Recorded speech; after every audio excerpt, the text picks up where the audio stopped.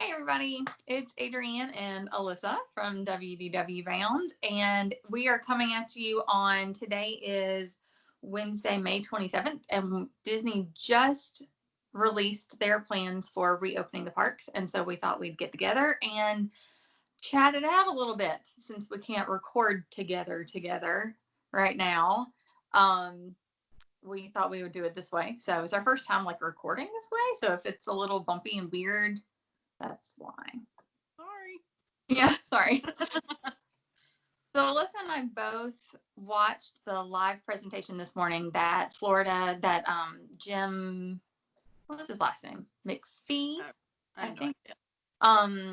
Anyway, he presented to the Florida Task Force, and he actually, and Universal presented last week, I think, and SeaWorld presented before he did this morning.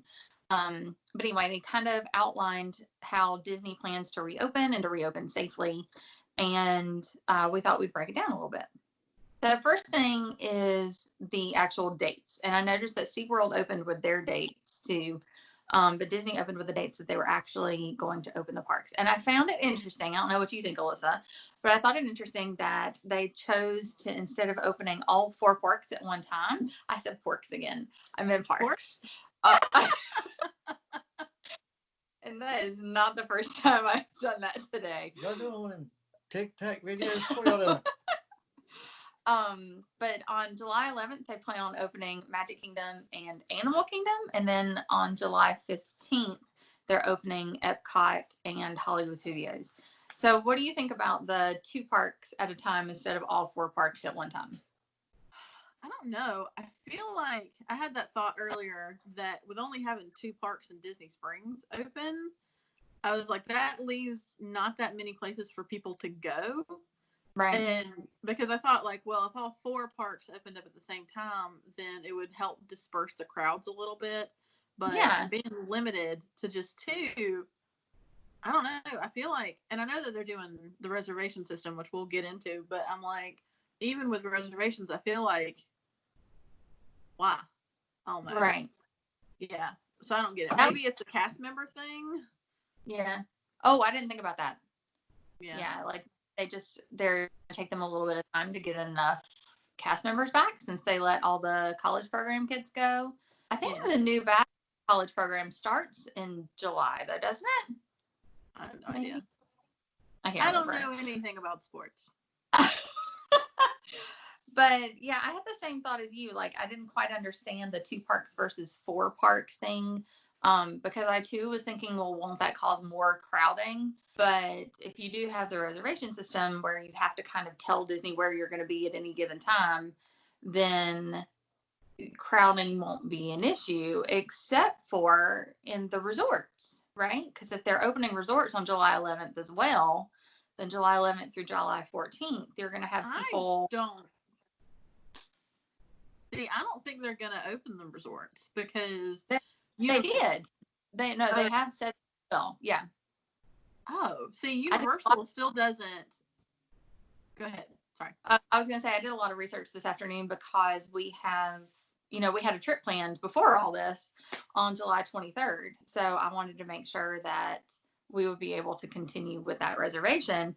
And so when on the Disney Parks blog, they released that DVC resorts and Fort Wilderness will be open on June 22nd. So even before the parks open, and then resorts will be open beginning July 11th. Huh. Yeah. So Universal hasn't said about their resorts, at least not that I'm aware of, because I got a survey from whatever the company is that owns Aventura. Mm-hmm. And they were doing surveys for guests on what protocols we would like to see for the resorts, and it was like keyless entry and that kind of stuff, and sanitation and food courts and that kind of stuff. So I don't know, but if they are, that's what I'm saying. 4 days, I feel like you would have more crowding at the resorts. But so going back to what you were saying about Universal and that survey that you got, I wonder if maybe Disney doesn't need to worry about that as much because they do have the Magic Band system. So you've already got like a cashless system. Yeah. And then also a lot of the resorts already have mobile ordering for their, at least the value resorts do, I think. Yeah. So maybe that kind of eliminates that issue. Maybe. Well, and Universal needs to get on that anyway, because going into the lobby is like so 5 years ago. Yeah, it is kind of nice. That was the thing too when we were there and stayed at Dolphin. I was like, what do you mean I have to like have a key again and don't have a magic band that I can just charge everything to when I'm in the parks? Yeah. That was weird. So I figured maybe Disney doesn't have to worry as much about all those touch points. Yeah. Because of that. Yeah. All right. So before we get into the reservation system, which we've kind of already alluded to a little bit, let's go over some of the safety strategies that Disney is implementing. Also, I just want to say, when I was watching the presentation this morning, I love the difference between SeaWorld and Disney's just jargon in general, like hearing him say cast members instead of employees, and on stage and backstage, and like just all the stuff that makes Disney. Yeah. Yeah. I liked how he made the comment about the cast members like being energetic and like encouraging people to follow the standards, and like I was just like, it's only Disney would be like, we're gonna make enforcing a rule and scolding you for not as pleasant as possible. Right. Because we're gonna end everything with have a magical day. Yeah. Wear your mask. Have a magical day. Right. Give you a mask. Would you like a mask? So yeah, that, we're kind of talking about it already, but the first safety strategy that they're implementing, like literally every other place in the world, is to wear a mask or a face covering in some form or capacity. I've seen, since Disney Springs has opened and Universal City Walk has opened, a lot of conflicting information as to whether or not guests are actually following those recommendations. Twitter, which, Twitter likes to find the bad in everything, has a lot of saying, well, people aren't doing it. But then when you go on other social media forums like Reddit, for example, Reddit says no, like everything's going the way it should. So I find it encouraging. I feel like most people probably are following those protocols already. Because if you're at Disney, if you're at Disney already, if you're at Disney Springs, like you're probably a Disney fan and you kind of want things to go the way that they're supposed to go. And I don't have a problem. I know a lot of people are talking about how masks are going to be uncomfortable, especially in the summer months. And yeah, like it's going to suck, I think, especially in that humidity. But if it's a requirement, then I'm all for it. Yeah. And somebody, was it Disney, that said that they're going to have spaces that are called like relaxation, or something like that, where you can safely take off the mask. Yeah. So that's good. And I've also heard that the surgical masks are a lot more comfortable than the cloth masks. Yes. For as far as like being able to breathe. I don't have any of those, so like I would be like scrambling because all I've got is cloth. But if you've got the surgical mask, I think it would be a lot more comfortable. Yeah, when we're at work, initially when they first implemented masks at my work, we could wear either cloth or surgical masks, and I often chose to wear a surgical mask because it was more breathable, and you could kind of tint it around your nose, and it felt a lot more comfortable. I felt like, and it didn't tug on your ears as badly. Yeah. But only wear surgical masks, so when I put on a cloth mask, I feel like I'm about to die. Yeah. The only thing is I'm going to break out like a 14-year-old when I get down there, but I do that anyway. Between all of the bad food and the heat, it's just all the extra sweat. Yes. So, I mean, like I said, a lot of people are complaining, and yeah, it is going to be a pain in the butt. It's not comfortable. I'm hearing a lot of complaints about how pictures will look and, how strange it'll be. It's taking away part of the magic, having to wear a mask. But, Christopher and I were talking that for people like us who get to go fairly often, it'll just be a funny story to tell in a few years. Like, look at our selfie in front of the castle where we had to wear masks. Yeah. But I can totally see how people who are coming down for the first time, or they only get to come once every couple of years, are finding it more off-putting. Yeah. Because, but the thing is, though, I feel like the people who are going to be frequenting whatever, you know what I'm saying, the parks during this time where you have to wear masks are not going to be those like every couple of years or first time vacationers. It's going to be the locals. It's going to be the annual pass holders. right. So really, do you need your 17th selfie in front of the castle? You know, like, you've already had all of those pictures. You've got them. Like, one of them can have a mask. I mean, right. come on. That's what I'm saying. Like, I will take that 17th selfie in front of the castle with my mask just so that I can look back on it in a couple of years and go, well, that was an interesting time of our lives, you know, and one more thing to commemorate. I totally plan on getting a celebration button that says that too. I survived Corona. Right, exactly. But no, and I just feel like that's a silly reason to fuss about a mask is pictures. I'm like, it frustrates me because I don't have any issues with the masks in the parks because it's a public safety issue. And the people who are up in arms about it, I'm just like, I don't know. It just feels a little, I don't know. I don't want to be mean, but it just feels a little entitled to me, you know? Entitled was the exact word I was thinking of. Like, and that's a word that comes up a lot at Disney, I think, because you do spend so much money to go there, and you're like, you're entitled to this wonderful magical experience. And yeah, to a degree, because Disney has held itself up to that high standard, but it's a mask. Like, if you're gonna come, then you're gonna have to do it safely, and every other company is requiring it as well. Every other theme park so far. So just deal and wear your mask. Get a cute one. I bought one on TV. Buy a cute one. Yeah. It can be like ears, you know what I mean? You get a new one to match every outfit. Yeah, exactly. That's my plan.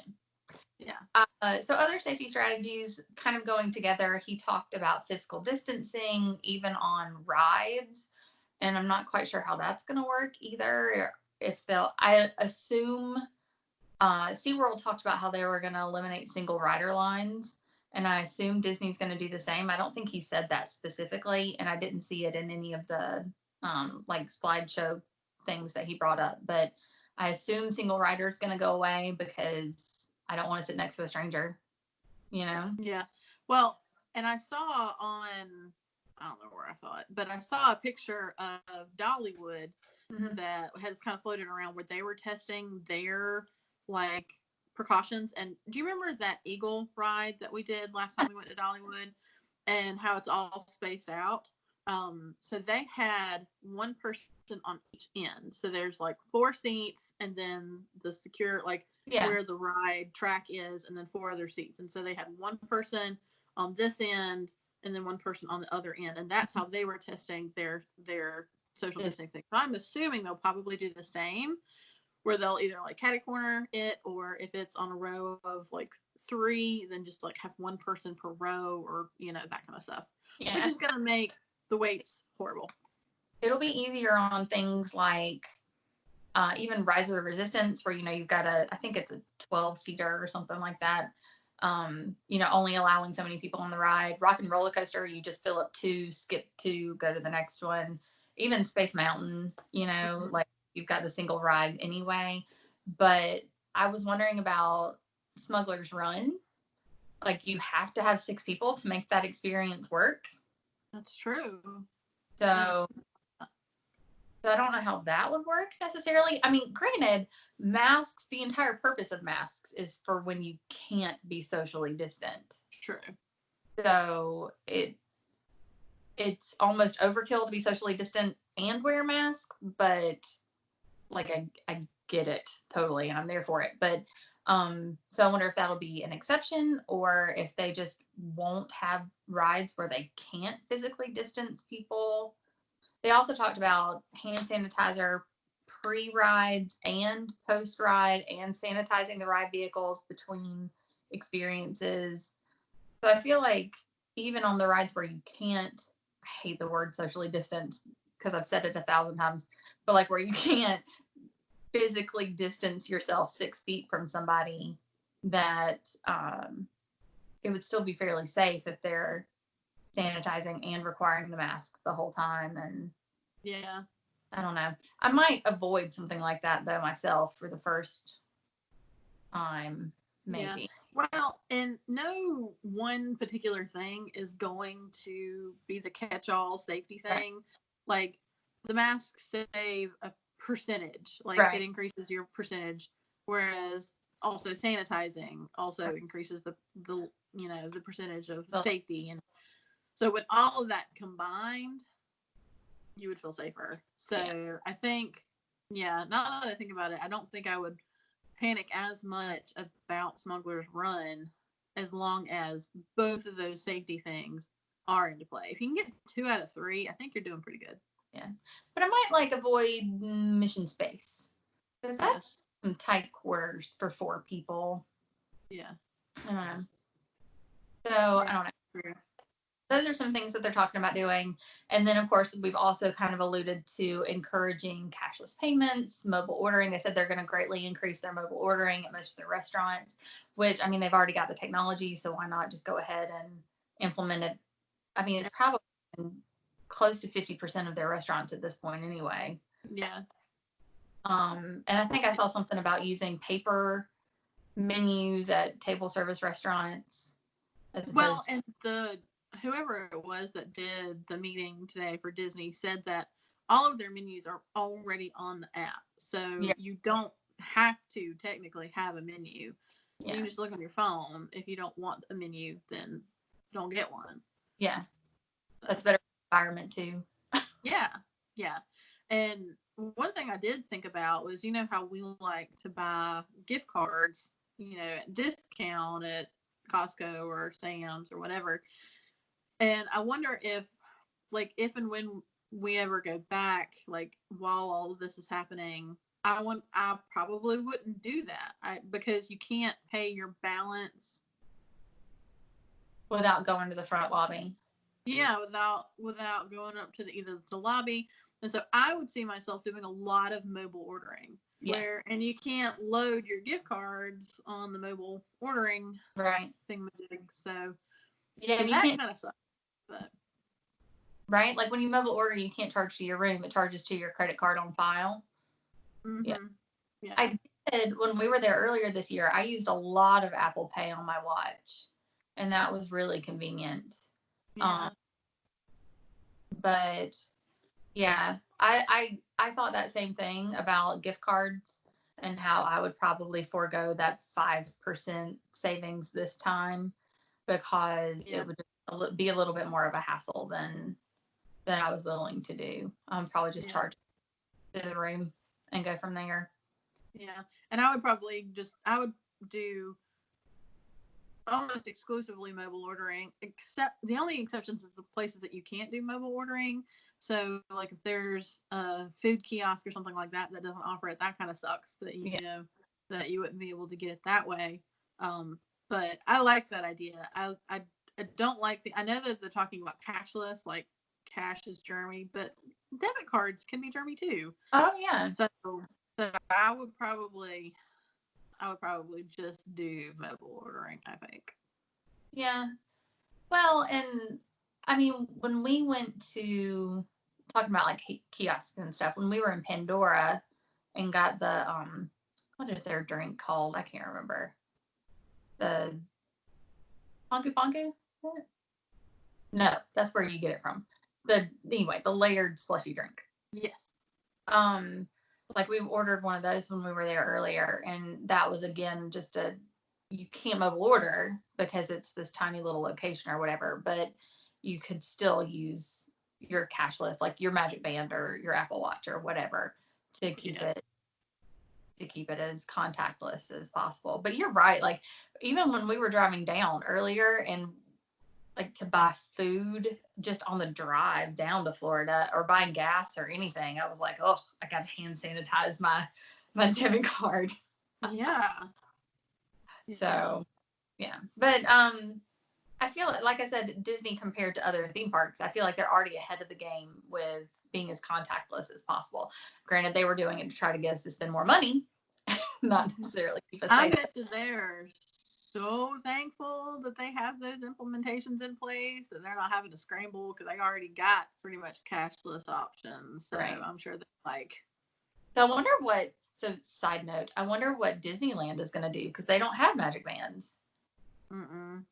They'll probably do the same thing except without magic bands, where they just say Apple Pay, cashless, Samsung Pay or whatever, just to encourage people to do those.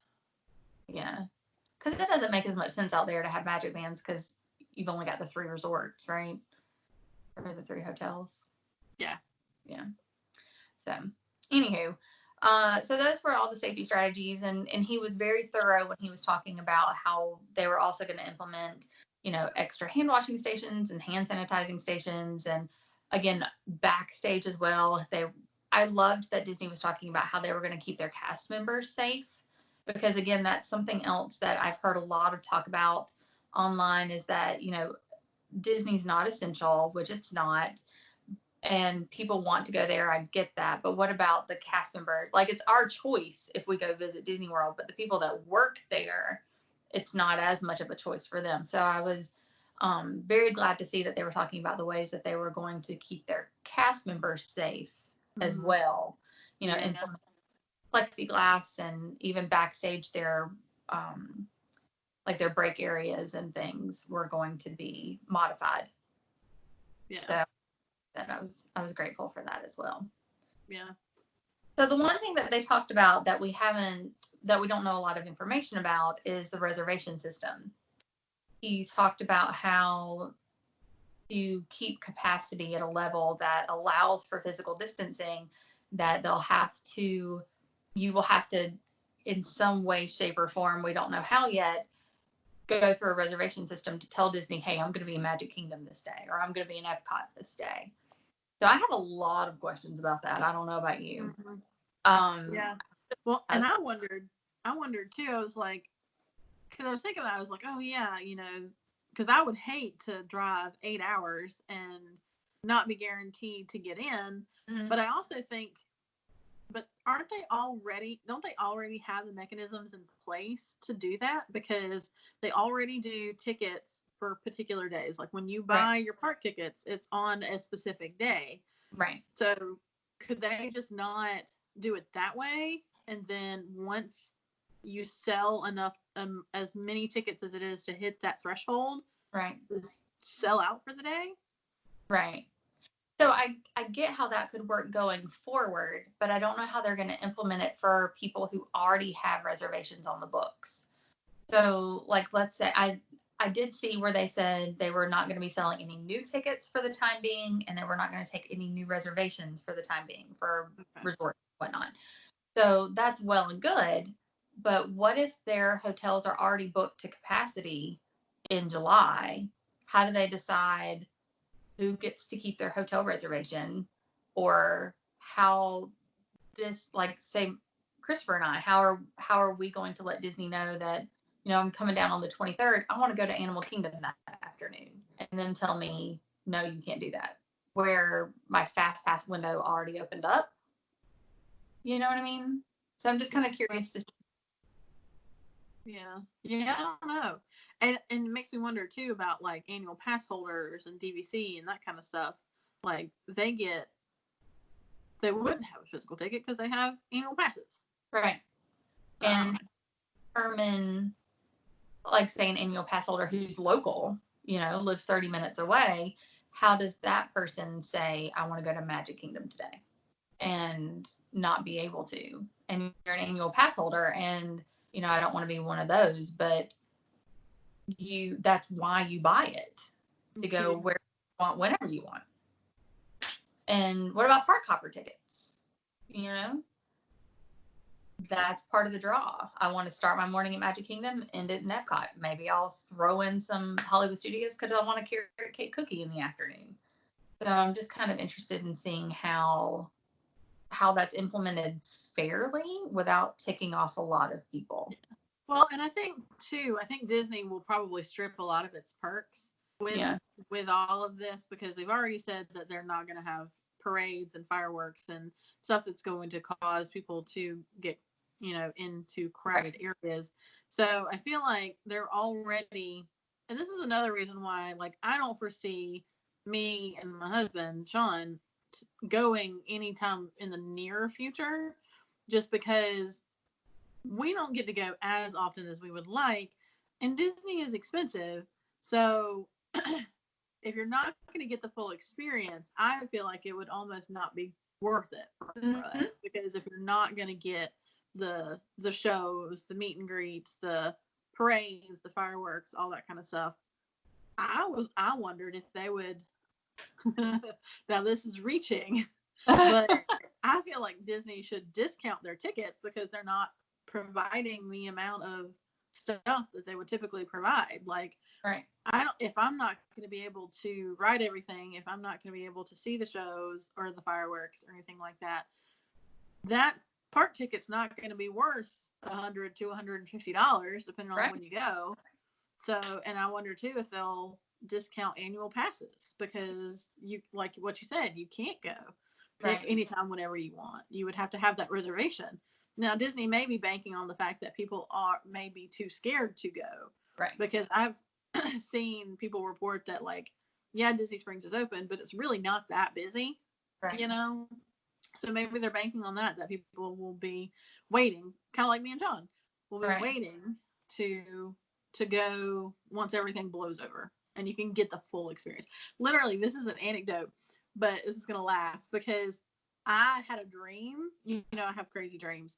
So I had a dream like a week or two ago. Now, it wasn't about Disney, but it was about Carowinds. That I had a dream that me, you, Christopher, and Sean went to Carowinds.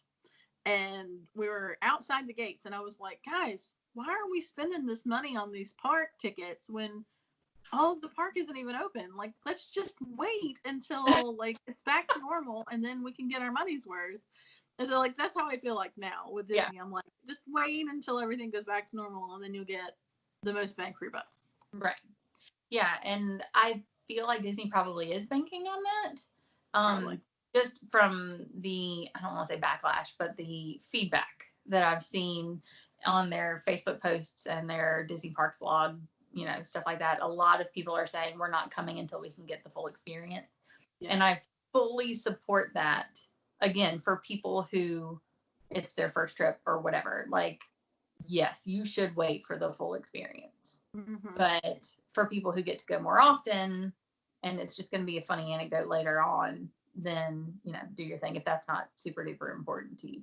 We want to go just because I'm curious. Like, I'm curious enough to see how it all works. And I don't know, like I said, cool story in a few years. Yeah. But, like, the flip side of that, like, I'm almost the complete opposite, because when I think about, like, oh, we could go, things are opening back up, I have, like, these pangs of anxiety. Oh, yeah, yeah. I'm like, oh, I don't think I want to go. Like, I don't want to have to feel as stressed out as I do when I go to the grocery store as going to Disney. Like, I don't want that to be an emotion that I associate with the parks. Yeah. So that's another reason why I just kind of want to wait, because I feel like if I'm going to go to the parks, I want to be carefree. I want to be able to just relax. It's my happy place. Right. Forget all my problems. So I don't want to go to the parks and have to stress out about this person who's not 6 feet behind me and is standing way too close to me in line, or like constantly looking around and seeing if people are wearing their masks, because if they're not, I need to get away from them, Right. So that's another thing that, like I said, I don't think Sean and I will be going anytime soon, just because I don't want to deal with that stress. Yeah, and I definitely get that for sure, and I can see. I think the reason I'm not so stressed out about it is because it is 45 days in the future, 60 days basically until our trip. So I'm hoping that, I'm the eternal optimist. So I'm just hoping that things will die down and get better. And then, I mean, we can always take it day by day and week by week, like we've been doing anyway. but I'm almost ready for safe, normal. You know what I mean? Like, yeah, I'm totally fine with things getting back to normal, so long as they're done in like the safest way possible. yeah. And I feel like Disney's going to do that because they don't want that kind of bad PR. Like we talked about that before they closed in March. Like they don't want to be the ones that it gets traced back to them, you know? So I can see them being as proactive as possible. But I totally get where you're coming from in that, when you go there, the whole point is escapism. Mm-hmm. So why would you want to go and constantly that be in the back of your head? Because I feel like, I don't know if it was like that for you in March, but it was for me. Like it was constant in my head. And I was constantly like yelling at the kids, don't touch that, don't touch that, don't touch that. Here, like bathe in hand sanitizer. Yeah, like Sean and I laughed because the hand sanitizer that we used was this particular scent, and I wish I could remember because we used it the whole weekend, and so now we associate that scent with Disney. Like when it ran out, we were like, "Oh, I wish I could remember what that was," because that sounds like a Disney scent because we used it so often. Because we would use it before we ate, after we ate, before we got on a ride, after we got off a ride. It was just we used it all the time.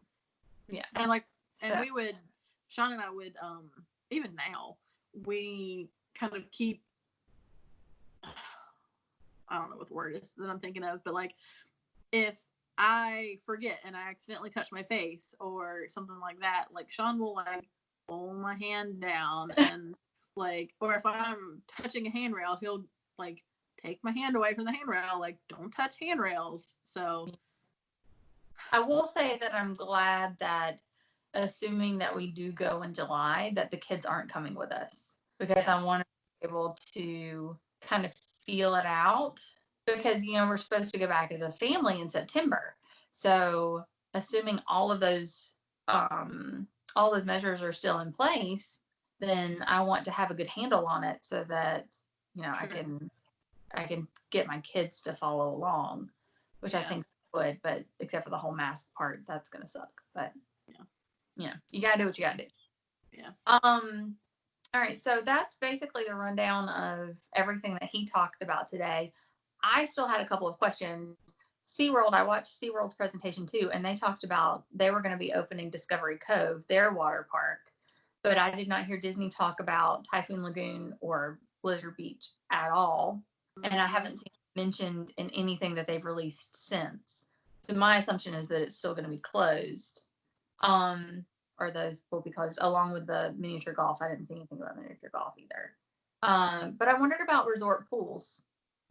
Like, how does that work? Will it work? Will they be closed? That's a good question. I mean, that's going to local have now. This is just for South Carolina, but I know that South Carolina aren't they, or have they not already opened public pools, or going to soon? I don't know. Did that open? Gyms opened? I don't remember. Or maybe I'm thinking of another state. I don't know. It's all a lot of information. But I feel like if public parks or public pools open, because they've said that the research that you can't contract it in the water. Like that's not as big of a threat. Right. So yeah. But I think I think this is Disney because they are so big that they're doing this phase thing that, they're only opening 2 parks at a time.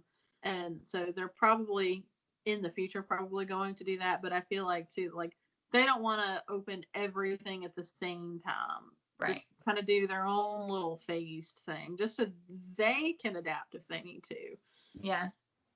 So it doesn't bother me. I don't know. It doesn't bother me either. I'm not a pool person. I only go the kids make me. But I was thinking, again, going back to that trip in March when we went and the pool was open, like you can't distance from people at the pool. You just can't.